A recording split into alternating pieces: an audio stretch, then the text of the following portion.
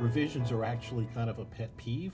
I reference them as having explained a lot of success last year, but why is there such a focus on it by the broad media? It really isn't reflective of what's necessarily happening at the fundamental level. It's more the gamesmanship of how managements communicate with investors. Right. One of your courses in business school is, how we must beat street expectations in every quarter.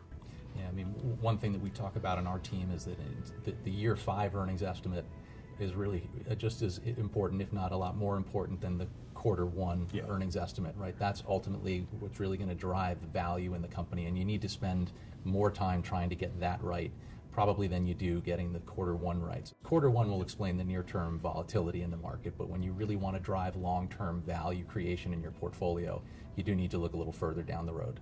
When we think of investing, we think of a business. We're not thinking necessarily of the stock. So a company that's borrowing tens of billions of dollars to buy other businesses, thinking that they're creating long-term value, when we think the returns on the borrowed money are 4 or 5%, will accomplish nothing. And companies that borrow money to buy back a lot of stock, we see that as really affecting very short-term kind of performance. You really need to be somewhat careful about, is it organic growth? Is it acquired growth? Those companies that have underlying organic volume growth are the most valuable in the market, but not a whole lot of people look at the world that way, which is a real opportunity for us. Agreed. It is important to think of it as a business, not a stock. However, I am a real fan of borrowing in the current environment to buy back stock and do other shareholder-friendly things.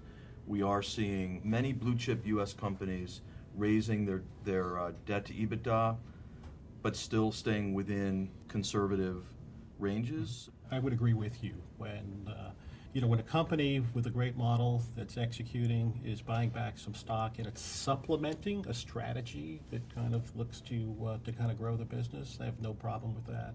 Ultimately, if you can find companies with true sustainable growth potential and markets where volatility gives you an opportunity to buy those companies, that's a real home run.